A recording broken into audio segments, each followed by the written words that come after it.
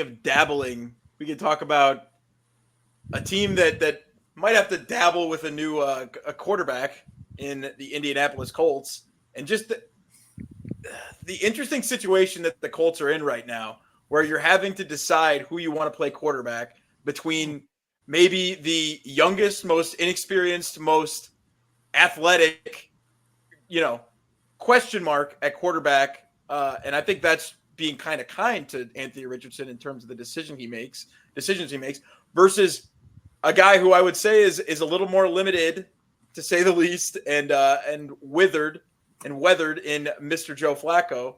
I know Mike would probably watch some Joe Flacco Browns highlights if it could help him right now.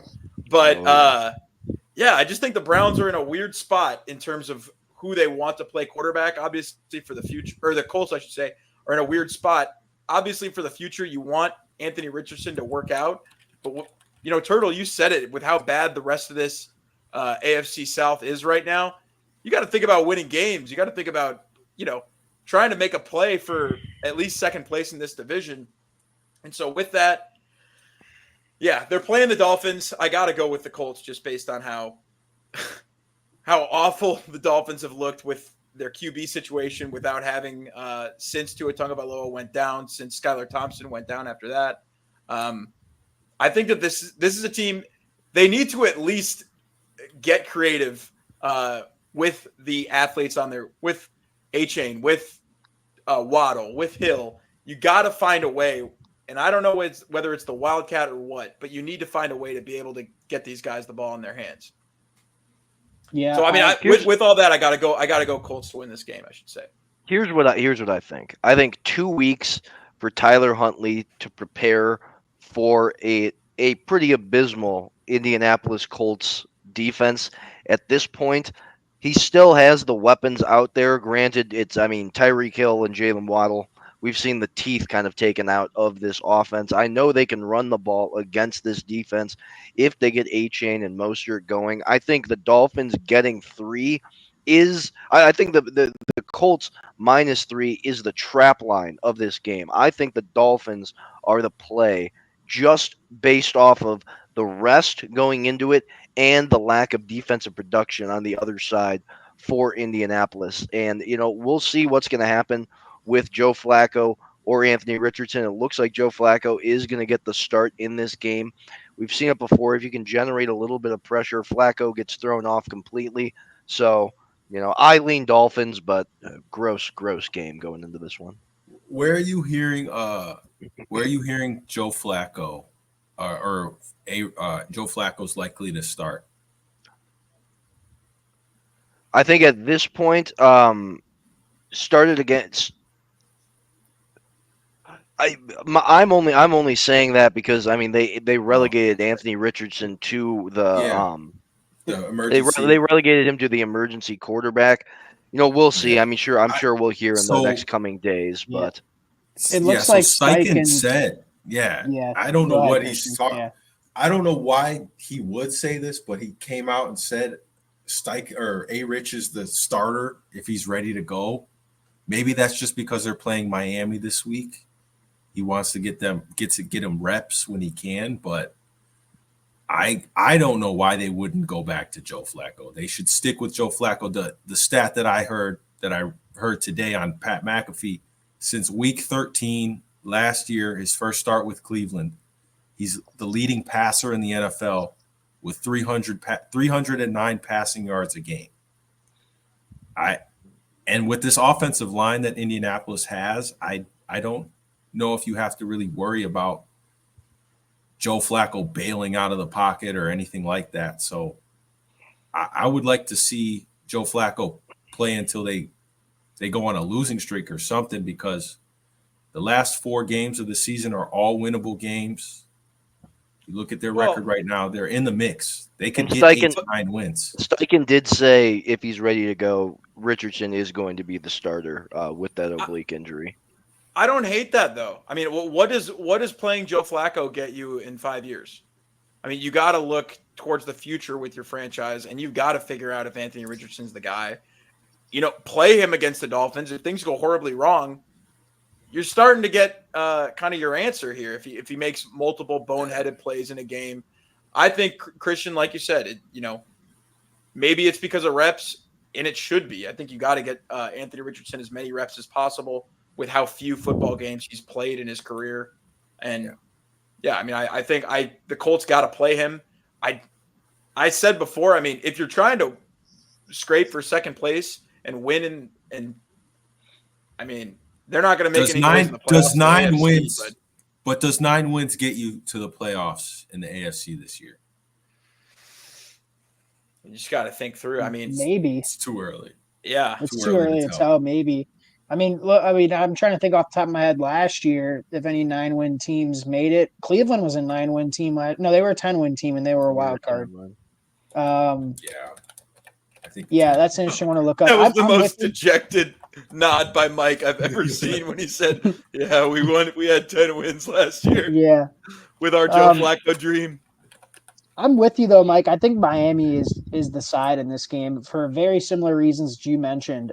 Coming off of a bye, another week for Snoop Huntley to get more acclimated to this offense. And if it is indeed Anthony Richardson going on Sunday, which Steichen did say today, barring a setback, he's going to start.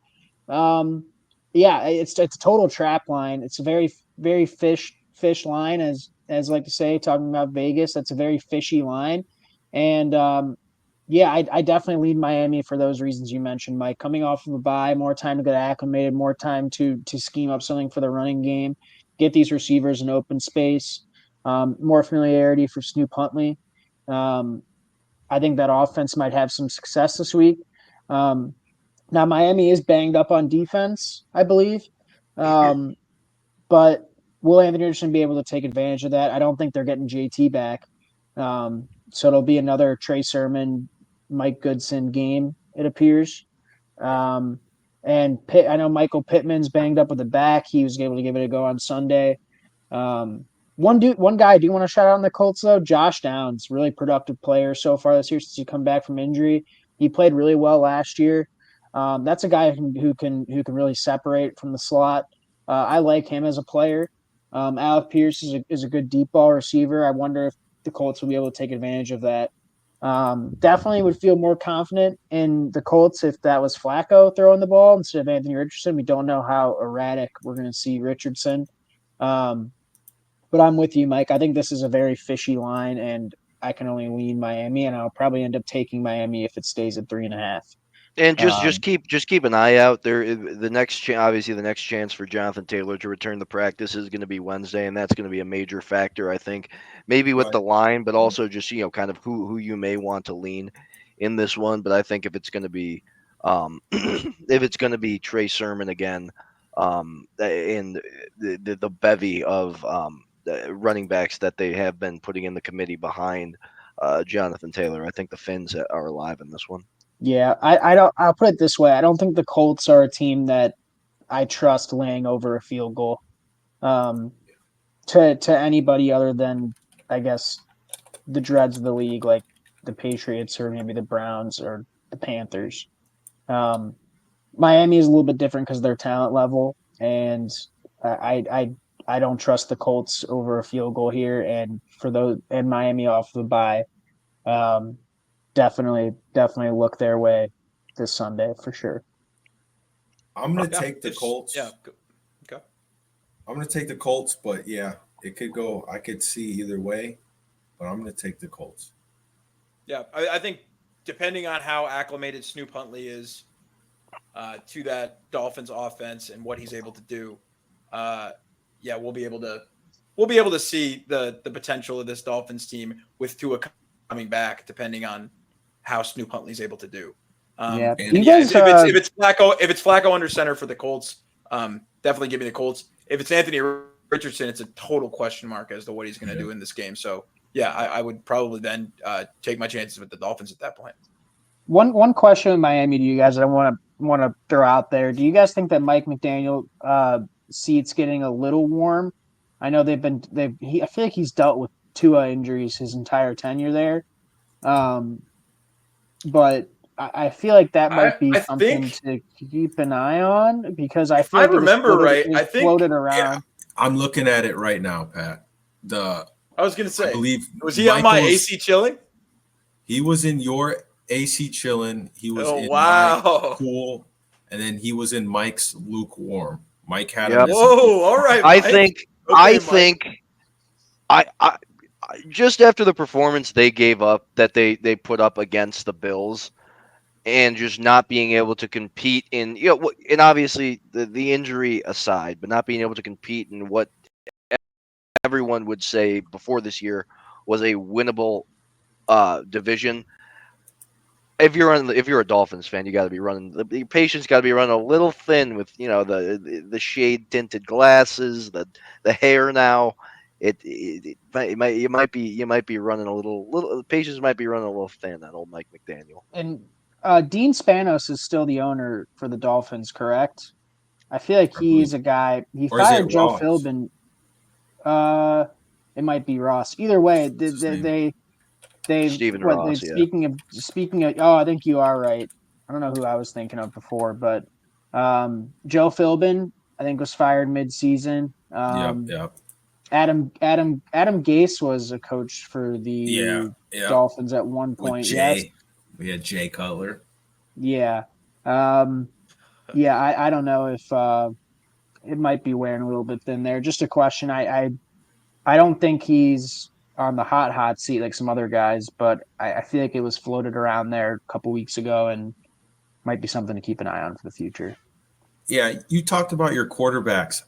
I really think like the perfect culture fit, philosophy fit, everything. Shedeur Sanders to Miami would be perfect.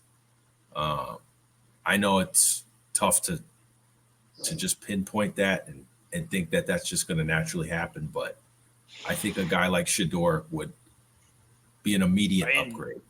You don't think that the Dolphins are going to have a top 10 pick? They could. We'll see if they lose to Indianapolis. Hell yeah, but yeah. I mean, I could definitely see Shedeur in Miami. I could see that happening. Yeah, I agree with that. The draft slots line up too. And if the Colts lose, one name to possibly watch out for that might be on the hot seat, definitely not Shane Steichen, but Gus Bradley, the defensive coordinator. If those struggles continue, that might be a name you hear tossed around. Yeah, and I mean, when you have an offensive specialist coach like Shane Steichen, and the defense isn't doing its thing, we've seen teams just absolutely be ruthless in terms of firing that defensive head coach, or defensive assistant head coach, I should say. Whoever the defensive coach that's in charge of the defense. I like that thought on your end, Mike, that if they can't get it right, Shane Steichen's not going to be able to get it right himself. He's the offensive guy, so they're going to need to get somebody else in there.